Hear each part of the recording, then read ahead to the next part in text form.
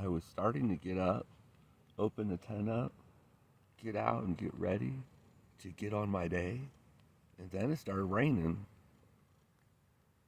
Now it stopped raining. But I think I should just stay in here to make sure it's not going to start again. I'm so motivated.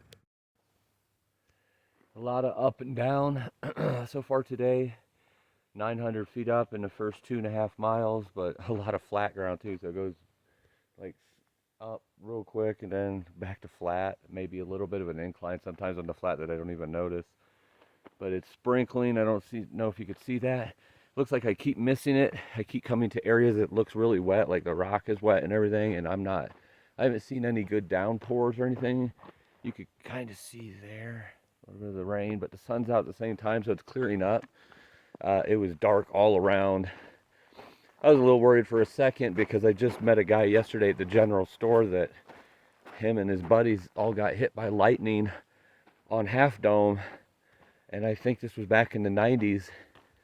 And he was alive to tell about it, but it still got me a little worried. But there was no thunder or anything, just little sprinkles and rainstorms, which probably really good for the area to get some rain right now because of the fact that there's wildfires. It's going to take more than a sprinkle though. But just wanted to show you what we got going on here right now, just in the wilderness, up and downs. I think it's a total of like 4,500 in elevation that I'm going to have between now and Benson. Benson Pass is only like 10,000 total elevation, but it's a lot of ups and downs. So total of 4,500 up. I think it's basically from where I camped last night, 4,500 up, like 4,000 down. It's like only 500 more than where I was. But it's going to be pretty good climbs, I guess. We'll find out. So far, it's been kind of easy. I don't want to say easy. It has its moments of being tough, but I like it when it's not, nice and gradual over several miles. So on this kind of trail especially, those rocks tear your feet up. And I know that on the descent of Benson, there's a lot of rocks from what I've heard. So hopefully I don't have to deal with it much before then.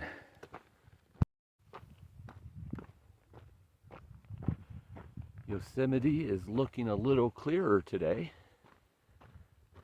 Gorgeous view coming out of the forest there. I'm really liking the grade so far of the trail here, as it's I think last time I looked it's close to 1,500 of elevation so far in just a few miles, and it doesn't even feel like it. It's awesome. You can see still some rain clouds over there. It's the forest area that it just came out of. So far, unfortunately today, the only wild animals I've seen are mosquitoes.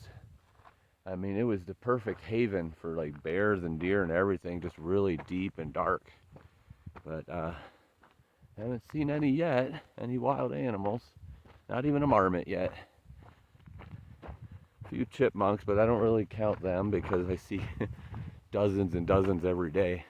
I am keeping track. I think I said this on another video, so that at the end know exactly how many animals seen out here. Probably will blow my mind once I total them all up. But very nice grade so far. Probably, I don't know, 8 or 9 miles from Benson Pass right now. I'm sure it'll change a little bit, getting closer to there.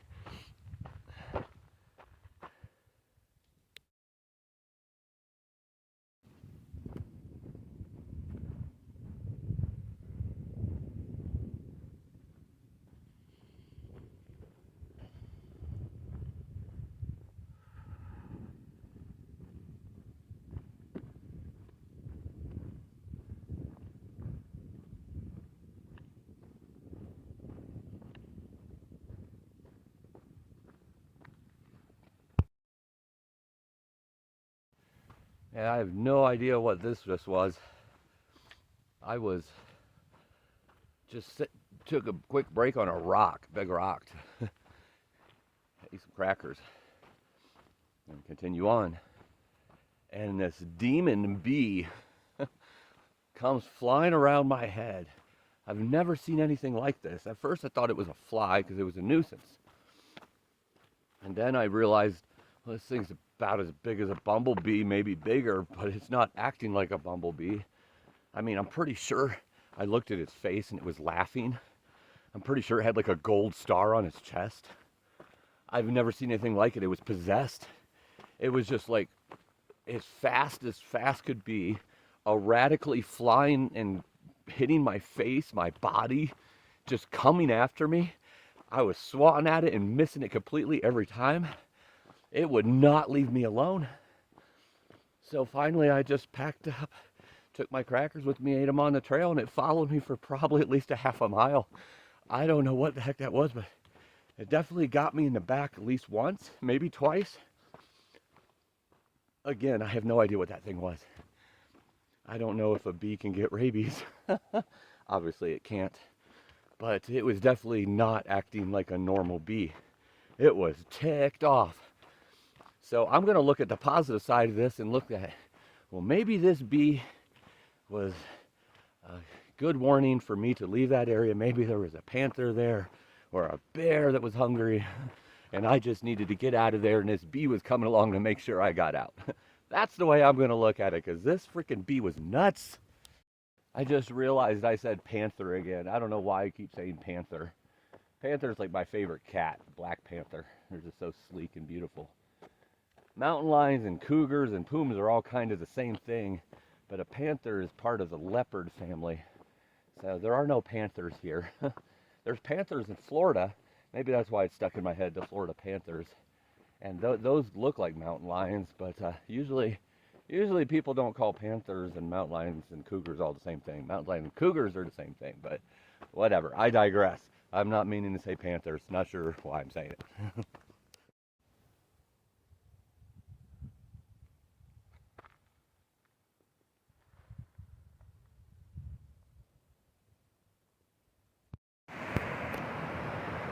All right, this looks like it's McCabe or McCabe. I'm not sure how it's pronounced. Different in different parts of the country with that spelling. But according to different comments on Far Out app, which again is the navigation we use out here, this river is somewhat hard to cross. Earlier in the season, and the last one was about a month ago, and it's still saying somebody had to wade across it, went up to their knees. It doesn't look that bad right now. A lot of rocks showing, so I think I'm going to be able to rock jump it.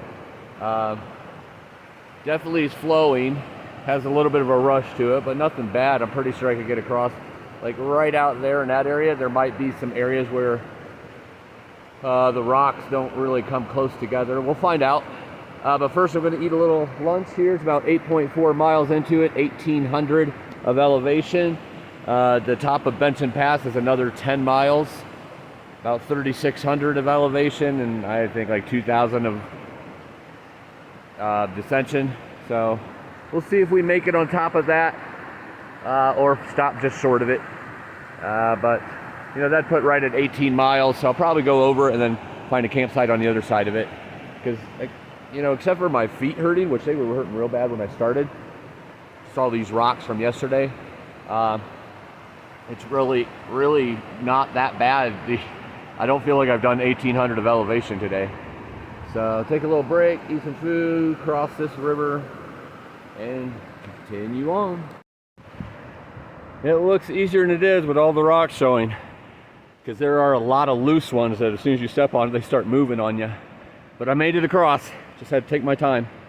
Woohoo!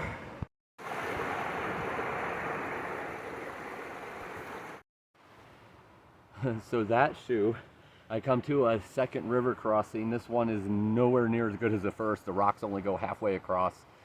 So the only way to do it is wading across. So I take off my shoes and I throw them across to the other side. It's what I've done every time I've had to wade across the river.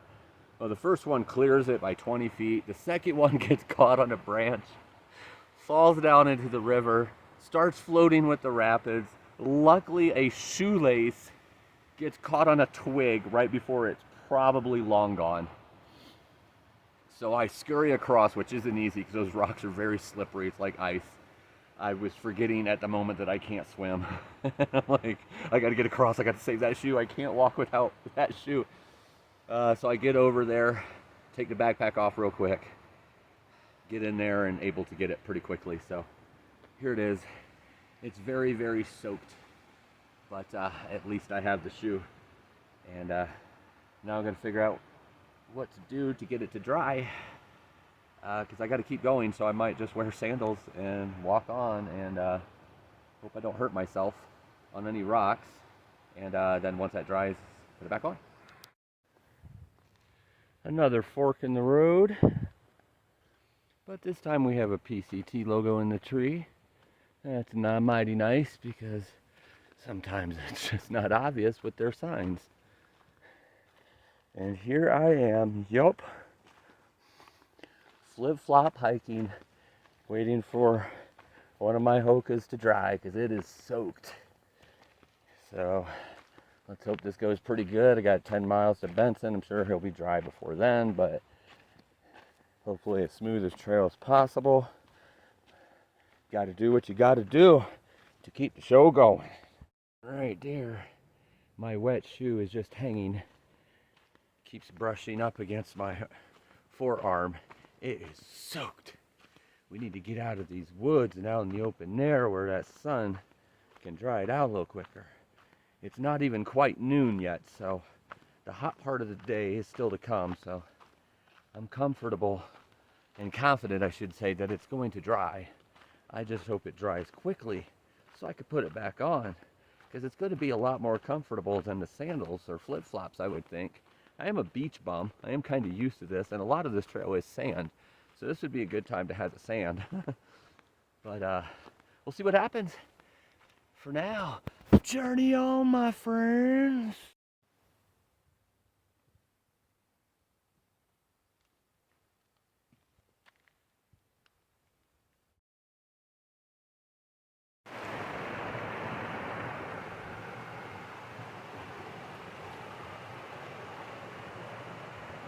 Those step-ups for the river slash creek really look cool, with the little waterfalls coming off each one. I dig it.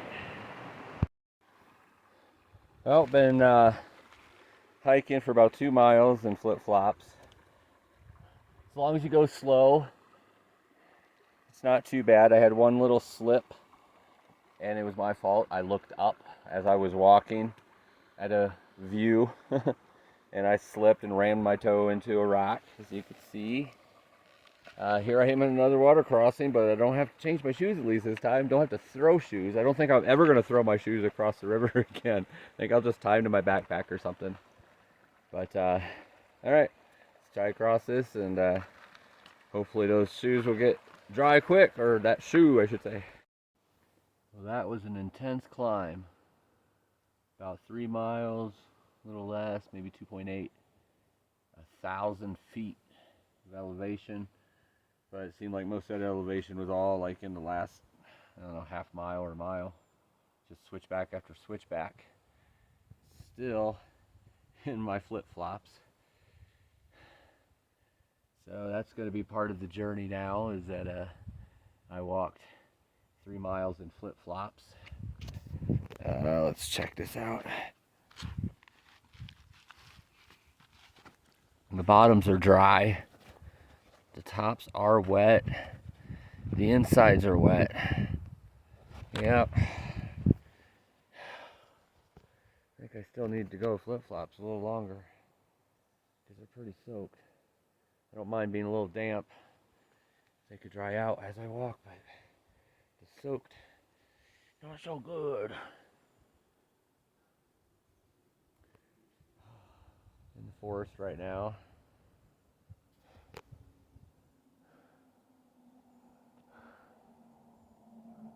Got about, I think it's, shoot, I don't even remember, 1,800 more of elevation, but like 1,600 of descent. I don't know. It's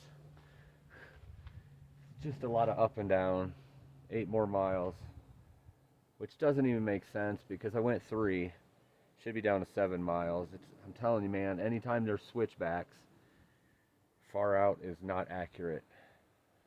It's probably going to be a lot more than a 20-mile day just to get to the top. But we'll keep going. See where it takes us. Look at all the different color rocks that make that up. A lot of the peaks and passes here in Yosemite, I've noticed, is like that. Really cool. And then they have those sections that it's really bright white rock. It almost looks like snow. Kind of cool. I don't know why I started doing this, but it's a big descent right now and nice soft sand. I started trail running with a huge backpack on. That's a way to make up some time. I must be in good shape now. Ooh, this is where we slow down. That was fun.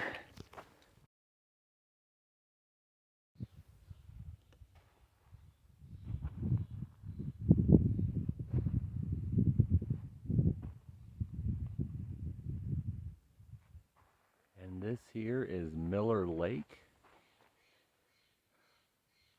Gorgeous lake, just nice and calm and peaceful. Look at these views.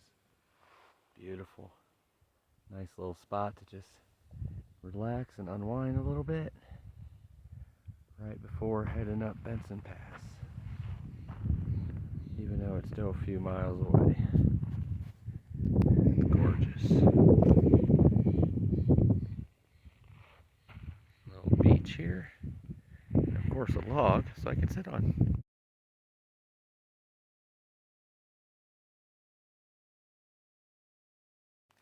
As soon as I left that lake, started walking on the trail, goes up, starts going down a little bit. Whatever storm that was started coming in pretty quickly, started thundering. I don't mind rain, but thunder and lightning, obviously a lot of bad things happen when you're up high, or a lot of bad things can happen. So I found a place real quick down a little below the trail. As you can hear, it's raining out right now. Set the tent up real quick, just so I could get in it, get some cover until it's all over. And if it ends quick enough, I'll go back out and try to go towards the pass and see what happens. If not, then I guess I'll be camping here tonight and leave early in the morning to make up for it, even earlier than normal. So that's kind of the plan.